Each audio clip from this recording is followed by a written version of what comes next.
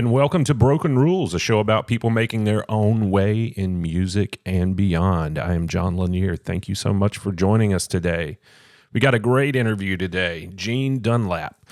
Gene's an amazing musician, worked for many, many years as Loretta Lynn's piano player and band leader. He's also written #1 country song, written lots of songs that were recorded by Loretta and Tillis and others. Just a really interesting guy. He's 85 years old and still going strong and still playing all the time. We did this interview live in front of an audience over at the Joelton Hardware and Feed, which is a really unique venue in Joelton, which is like just a few minutes north of downtown Nashville. Chris Hauser, who owns that place, also joins us on this podcast to talk about her venue and how that came to be and just what goes on there. It's a really unique place, great place to see some live music, and there's lots of people kind of like Gene that hang out there and play there, so you can check out some legendary musicians in a really laid-back, cool environment over in Joelton. So if you plan to visit Nashville anytime, I highly recommend that. And we get into a lot of his career and just some of his takes on the music business and how it was and what he's done. Really, really good interview, and we had a really great crowd for that. And that was the first time we'd done our podcast in front of a live audience, and we may very well do that again some point. And that was a really good venue to do that in, so it's very likely that we'll do another one there at some point. One thing I was going to mention, I just watched this today. Oh, I'm actually not all the way through it. There's a new documentary on HBO called Stevie Van Zandt, Disciple. It's about little Steven Van Zandt, and it's about 2.5 hours long. I think I've got about 30 minutes left in it. Of course, many people know Stevie Van Zandt as the right-hand man to Bruce Springsteen and the guitar player and backup singer in the E Street Band. Of course, he was also Silvio Dante on The Sopranos. Later on in his career, they get into that quite a bit.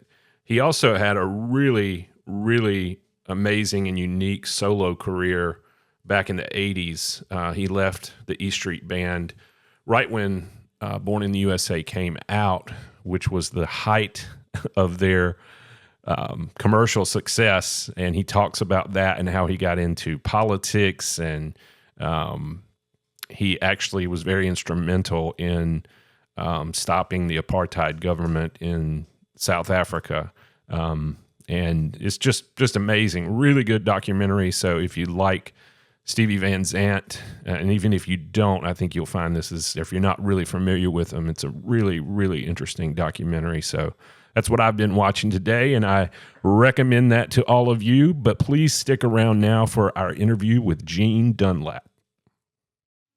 All right. Thank you guys for coming out here this afternoon.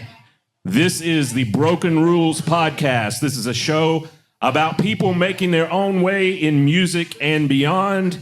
And we have a very special guest, somebody who this is, I think, his second home. So many of you may know Gene Dunlap. Thank you very much. Gene has had an amazing career and is an amazing guy, and we're going to talk about his life in music and some of the things he's done. And I could sit here and list those off, but I think you'd rather hear that from him. So please welcome again, please, Gene Dunlap. Gene. Thank you. Thank you very much. Thank you so much for doing this, man. Oh, yeah. It should be fun. Yeah. Yeah. And we're going to touch on a lot of things.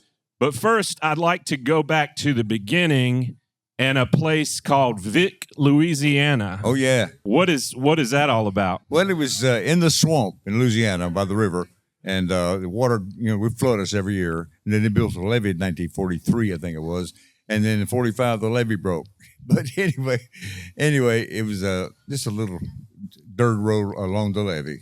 That's what that. And that was how far away from Shreveport is that? 100 miles. Okay. A little over 100 miles, yeah. Okay.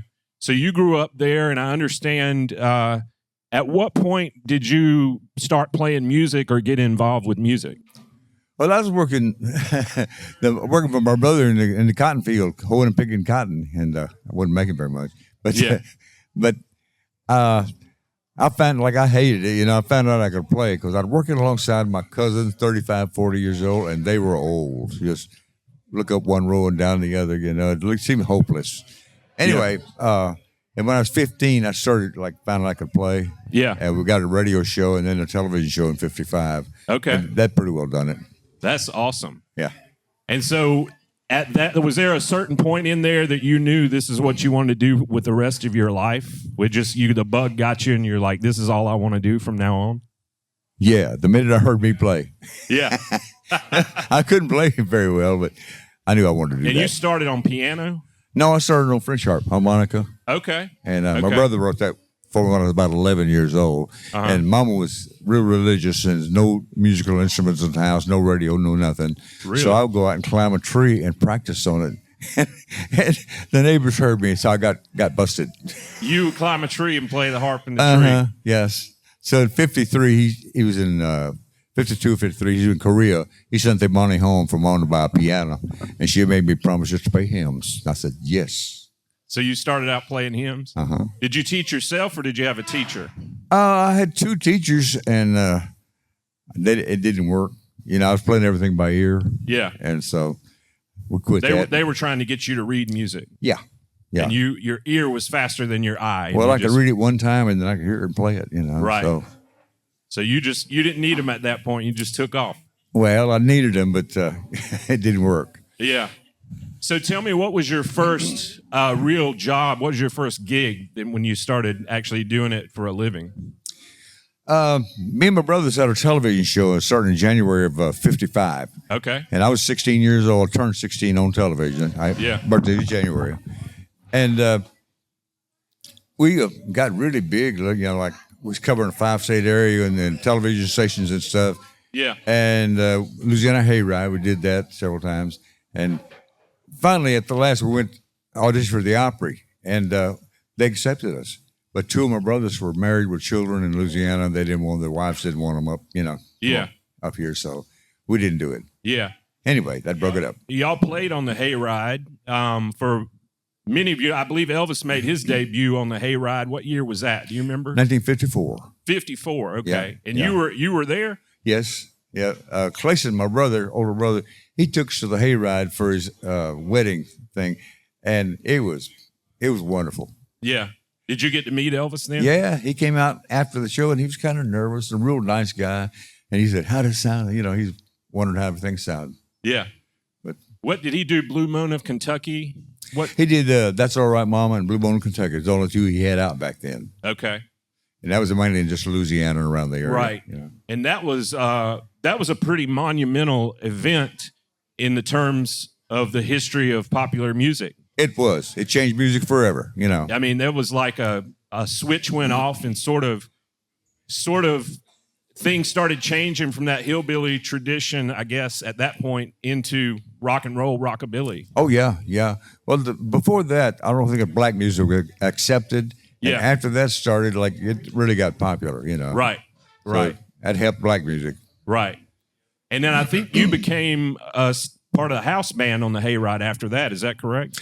Yeah, in 57, I went back, and I was playing piano and guitar, and James Burton was playing staff with Fred Carter. Yeah. And so Bob Lumen going to the West Coast to do a movie. So James went with Bob Lumen to the West Coast, and I got his job playing staff guitar. So you took James Burton's job. Yeah. I wasn't as good a player, but Fred Carter was the main player. He was really good. Wow. So who were some of the acts that you got to play with on the Hayride? Oh, man. Carl Ballou was a really good friend of mine. Yeah.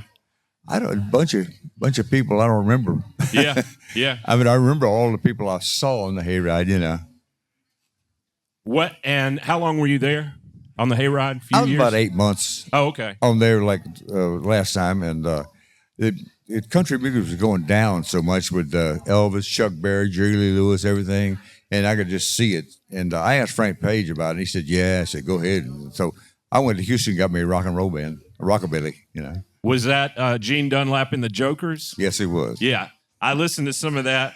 A couple of songs that I really liked. Problems on My Mind. Oh yeah, you remember that? Oh yeah, yeah, I remember that. Made in the Shade. Yeah. Was that a regional hit?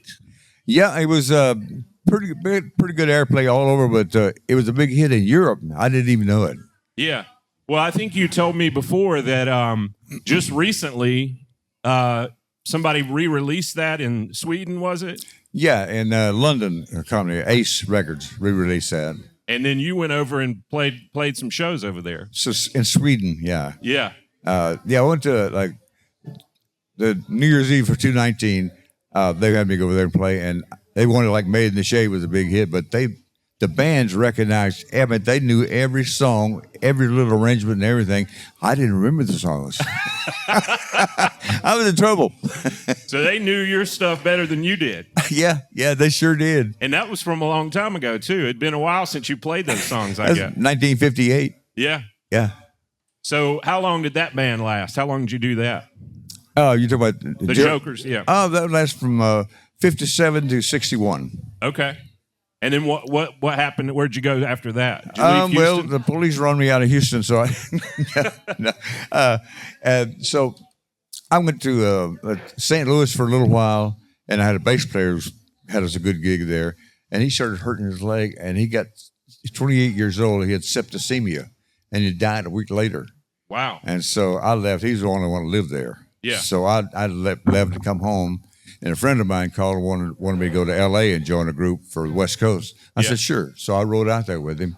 Okay. And been practicing 2 weeks, every day for 2 weeks in a motel room. And my sister called and said, you got a letter. So she opened it and I got drafted. What year was that? That was 1961. Okay. The last of 61. And I caught a bus from L.A. to Louisiana in 51 hours. But anyway, I got there and got ready and went next morning to the draft. And how long were you in the Army? 2 years. Okay. I was out here at Fort Campbell for a lot of it. Okay. So you weren't playing music in the Army? Yes, I played music in the Army. Did you? Yeah. I started out, went to the Army band and tried to get in. They threw music up for me, just mostly blacks, you know. I said, I can't play that. Yeah. And he said, well, you can't be in the band. I didn't hardly get back to the company before the sergeant from the band came in. You want to play? I said, yeah.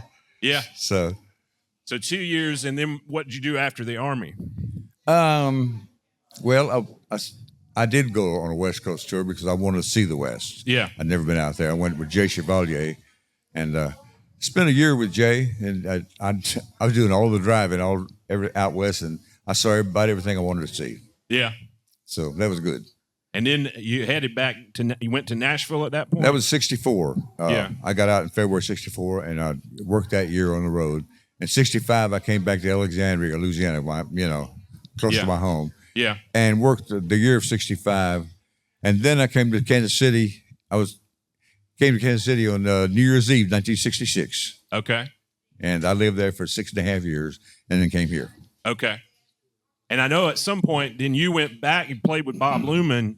And at some point in that, was that when you first moved to Nashville? Yeah, that was in April 72. I moved here from Kansas City and went to work with Bob. And man, that was fun. Yeah. Bob was a great entertainer and all the up-tempo stuff, which I liked. Yeah. He died rather young, didn't he? Yes, he did. Yeah. At 40, 41, 42. Yeah. Yeah.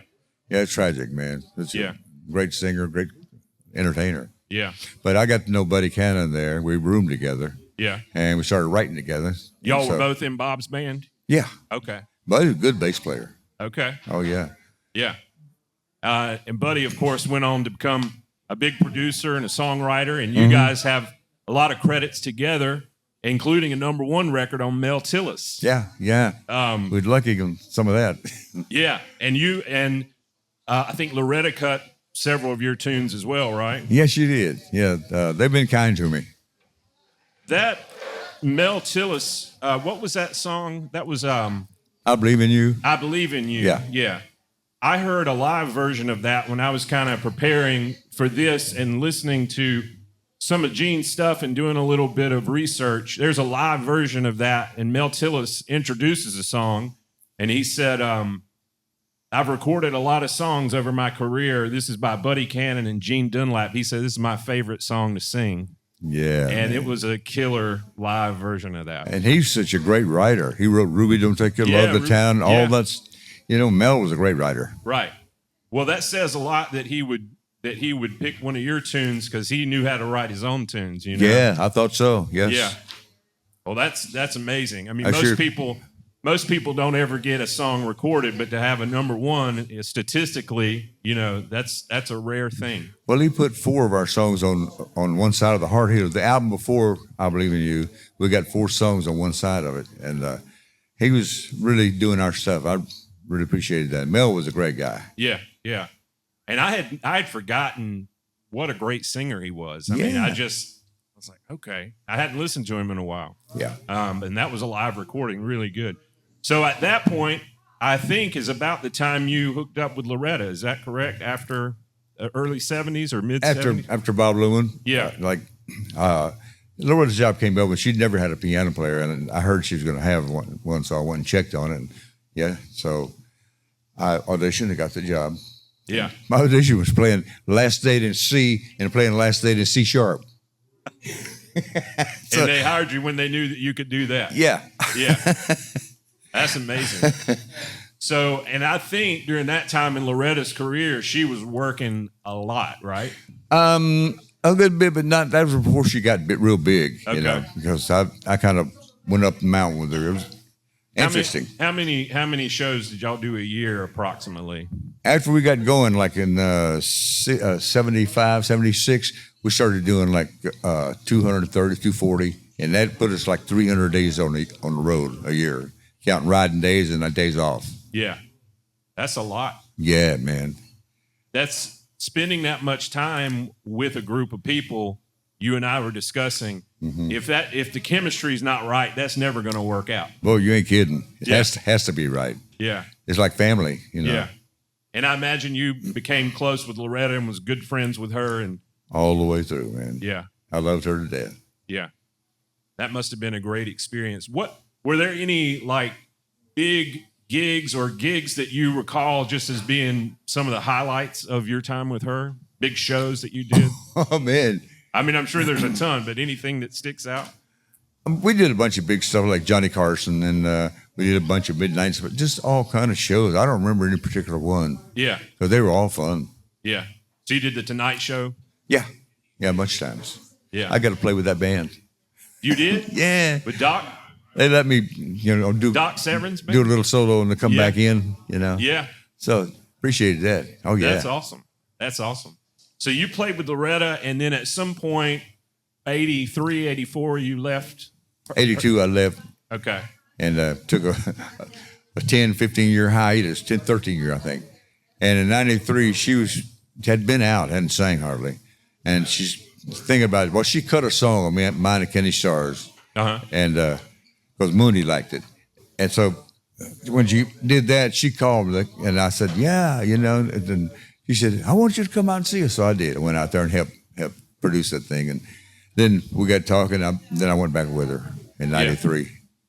And you were the road manager, tour manager, the band leader. Yeah. And I was asking you about this before. Lights and sound. Oh yeah, everything. Yeah. I had 4 jobs. Yeah. And you were on stage the whole time. Yeah. And you had to collect the money and make sure the band members were in line and make sure everybody got on the bus. And take care of merchandise. I collected merchandise money too. Okay. And you check the sheets. That's a pretty good job. Yeah. Yeah. That's a lot. Then from California, you come home with over $1 million in your briefcases, and nobody knows anything. Really? Yeah. Just cash. It was all cash, huh? Oh well, yeah. And I had a little old Ford Ranger truck. Didn't look like anything, so, And you're riding around with $1 million. Yeah. Most of it Loretta's, I imagine. All of it. All of it. She must have trusted you, Gene. She did. Yeah. She did. Yeah. Yeah. She's. I mean, in doing a little research for this, I went down some rabbit holes. And I, of course, had seen Coal Miner's Daughter and, was familiar with her. But Man, what a life she had. Oh man, yeah. Yeah, when I never listened to Coal Miner's Road when I first started because I was into the music, listening to music. And we sang that one night down in Atlanta, and I heard the words, and I almost cried, man. That's great. Yeah. Great story. Yeah. That's incredible. She had 6 kids, was it 2? I think so. Yeah. I think 6 kids. And her husband, was he on the road with you guys too? No, not very much. Yeah. Every once in a while he'd go, but he mainly stayed and run the farm and operated machinery. And yeah. Well, he was a good guy. I liked him. Yeah. Yeah. And he died pretty young too, I think. He was almost 70. Okay. He was quite a bit older than her. A little bit. Yeah. Yeah. Just an incredible.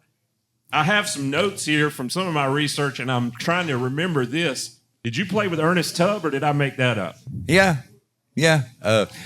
Well, see, in 75, 76, 2 years, we traveled with Ernest Tubb on, like, as a package. Yeah. And so he'd come on. I said, Loretta, can I play with Ernest? He said, yeah, honey, go ahead. So I'd go and play piano with him on his set and then play piano with Loretta. And then Ernest would play a date when we were off, and I'd go with him, get on his bus and go with him and play. And it was fun. Then they had me play on one of his records, and I appreciated that. Yeah. And did you do much? Have you done much recording, or are you mostly doing live stuff? Nah, I like live stuff. Recording's too much like work. But you did a little bit of producing, right? Very little. Yeah. Little bit, but Buddy is the producer. I don't have the patience for a lot of that. Yeah.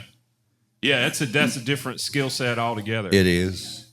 One of the things that I noticed about you, Gene had a birthday back in January. Yeah, 26th. And he had a party here, and I was here.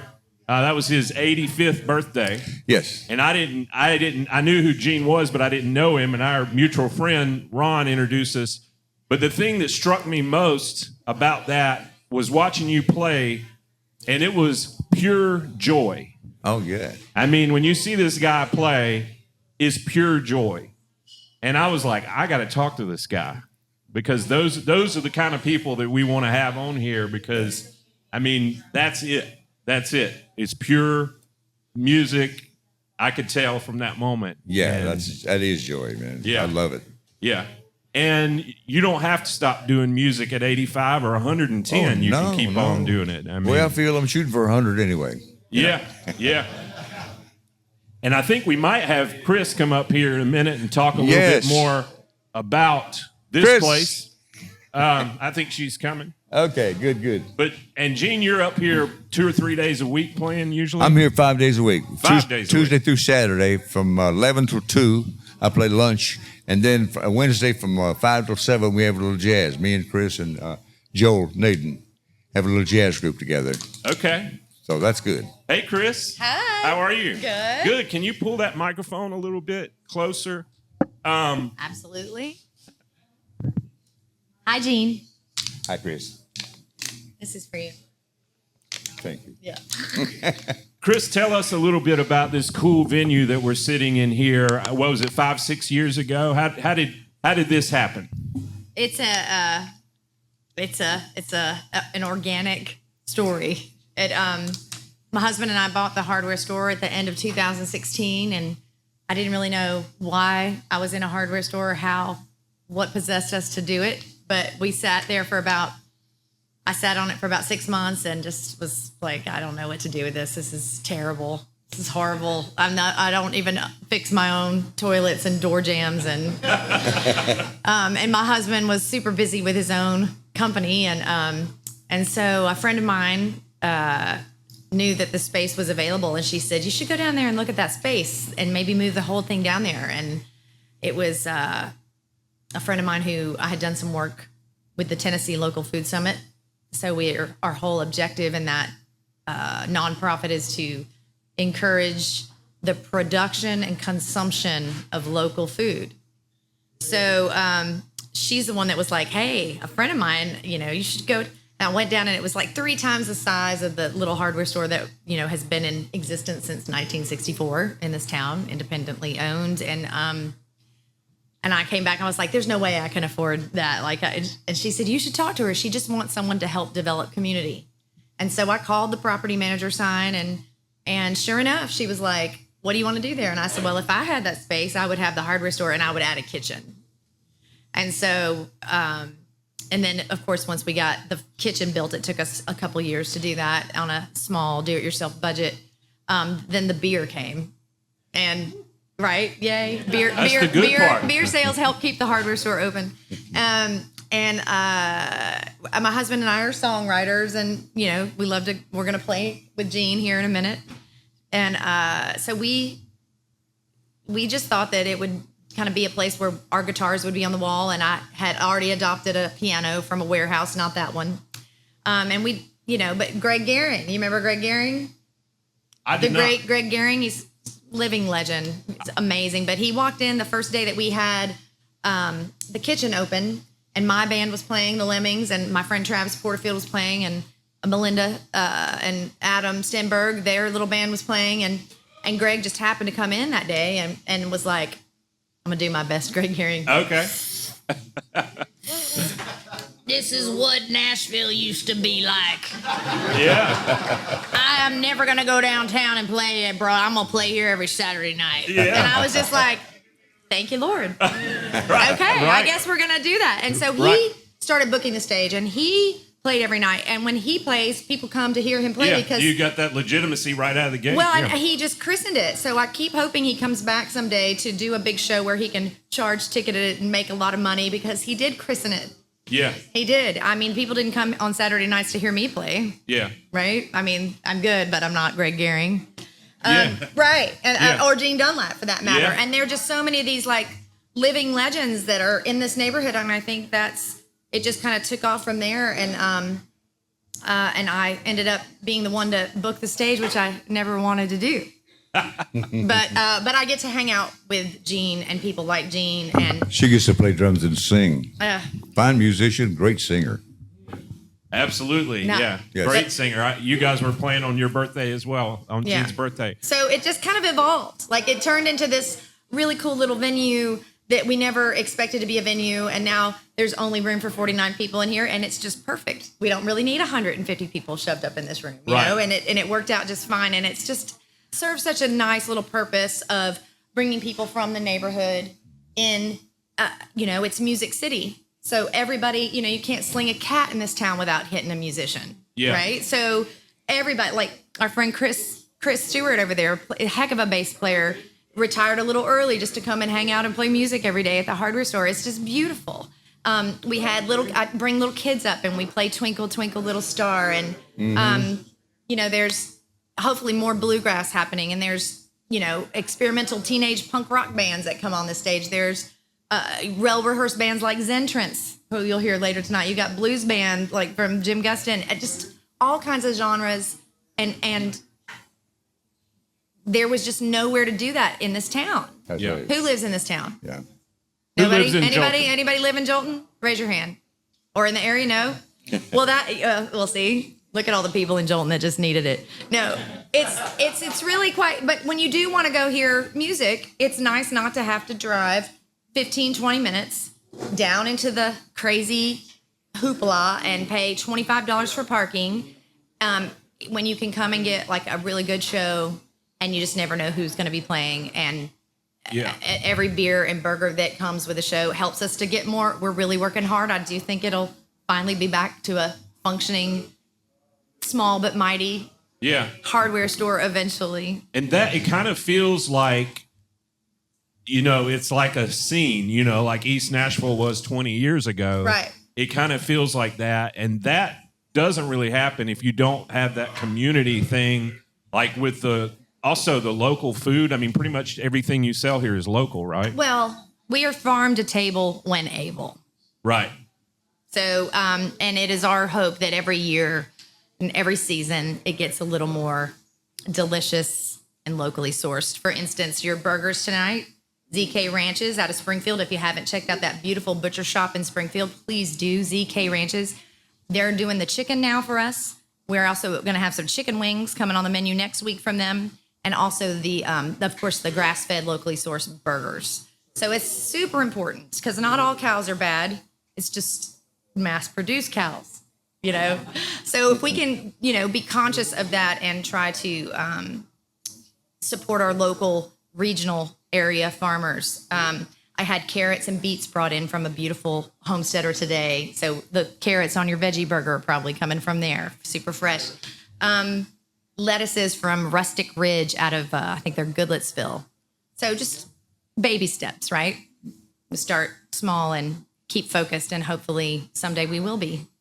Well, thank you for doing that, because it takes a lot to step out and like you said, you didn't envision that for yourself. You didn't envision owning I watched her work hardware 15 store. hours a day for years getting this place going. Yeah. She worked hard. It's a lot of work. It's a lot of work, and we got a good team of people, and it's, community supported for sure. Like when we lost our permits recently for not having, we had the capacity, the potential to house more than 100 people in this space without a sprinkler system. So that's not okay. So now we've got a permit to where we can house 49 of you, and that is okay. And so we'll just, figure it out as we go. And the community came out and did a GoFundMe, and we were able to pay for the architectural plans that we needed to have stamped, and the electrical engineer plans that you had to have stamped, and to get everything through the pipeline to get the right certification. And we were shy $350 of what we needed, and the community supported all that. So it was truly lovely. That is amazing. Yeah. And you've also got a great stage out back. Yes, Well, it's a loading dock. it's a loading dock, but it works. And you bring your own chair. There's no Yeah. dinner service out there. It's just and the thing that works is you kind of give it to the community. Like we've got a drum circle scheduled for September, and that's from Ed. What was his Haggard and the Love Drums. So they've renamed themselves. So they'll be having a big kind of party back there for their people. We have a farmer's market that we give that space to on Sundays now. We're going to be opening for Sunday brunch. Hopefully, we're not farm to table with those eggs yet. We're going to get it up and running, and then we'll start to source all those things. But we'll hopefully have some pickers, of any bluegrassers, acoustic nights, and sitting around. Before we just get being community. through this, I want to thank the Cook family for doing Where this. are they? Nice, very nice. There they Great are. family. I love the Cooks. A lot of cooks. The Proctors, the Cooks, the whole family. Yeah. Thank you, and Ron and all of you for putting this on and getting this man interviewed. Yeah, and so and the beautiful thing is he comes in and plays every day. Sometimes I know. That's I think sometimes that's why I'm the one that got stuck with the store. yeah. Well, it's amazing, and we appreciate what you have here. Thank you first for allowing us to come do this. When Ron and I were talking, and he said, you got to have Gene on your podcast because he'd be perfect for what you guys do. And I said, well, what would be the chances that we could do it live there? We've never done anything live.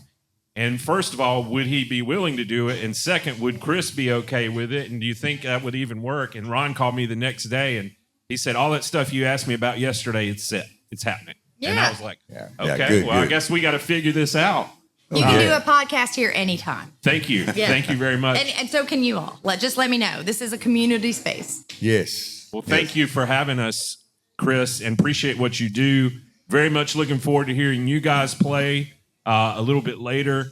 And Gene, if we can follow up on a couple of things that I asked you about before. Okay. And I know we talked a little bit about the thank you, Chris. Appreciate it. The Loretta thing, and you played the second stint with Loretta Lynn. I think you went up to what, 2007 or 8? Yes, 2007. Okay. Yeah, I got back off the road again. I was that was 13 years, I think. Yeah. So. You played with Sleepy LaBeef. Yeah, that was 1958. Yeah. My band wasn't working at the time. He said, "Come work with me." So I went out there, and man, you talk about some energy. I was Yeah. soaking wet with sweat every night. My shoes, socks, my hair, everything was sleepy. Yeah. That's amazing. So you kind of retired from the road in 2007. Yeah, From I all the did. touring. Yeah, I just kind of semi-retired, Yeah. because I wanted to play other stuff and do, Yeah. And are you still writing? Yes, Still writing songs? I just write for myself. That's about. I don't pitch anything. Yeah. I'm just idea, Just doing it for yourself. Yes. And still playing a lot of piano and saxophone all the time. You still playing guitar at all? Or Joe gave me a guitar, and I'm just not starting to mess with it again because my fingers hurt you. Yeah. You're not used to it. But yeah, I'm going to get used to it again. I did all the thumb stuff like Merle Travis and Chet Atkins. What other instruments do you play? I tried everything. You play fiddle? I did.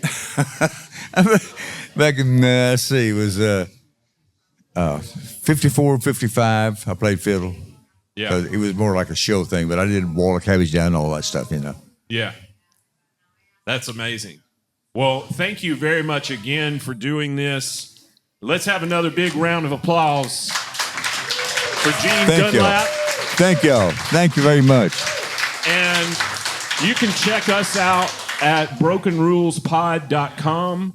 We're on YouTube. We're on all the major podcast platforms.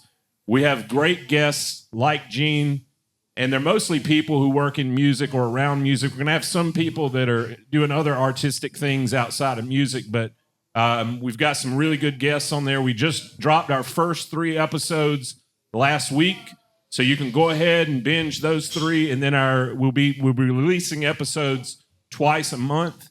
So the next episode will be coming out on the 31st. We're going to try to get this episode with Gene up sometime in the next couple of months. Gene, I'll let you know that ahead of time so that we can do that. And so I'm going to shut up and have Gene get up here and play. Is that cool with y'all? Along with Lemmings, and then later Zentrance. And if you haven't heard them, they're fantastic. So you're in for a great night of music and good food. And so thank you all again for having us. And come back and check out Broken Rules. Thank you again, Gene. Thank you, John. Appreciate it. Okay. All right, that was Gene Dunlap. Thank you guys so much for joining us. I hope you enjoyed that interview with Gene. And we look forward to seeing you next time on Broken Rules. If you like this show, please write us a review. Please tell a friend about it. We really have been very pleased with the reach and the numbers that we've had on this thing. Really surprised, actually.